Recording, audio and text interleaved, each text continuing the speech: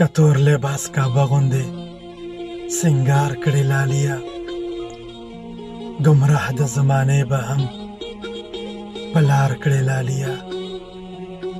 خبرې دې سندرې دي کلونه په سرشار یم، دا ځکه سوله مهوله مې ایثار کړې لالیا. پوهېږمه پټه لیکلي سم وي آیینه کې، په زړه کې د اقرار وي چې انکار کړې لالیا.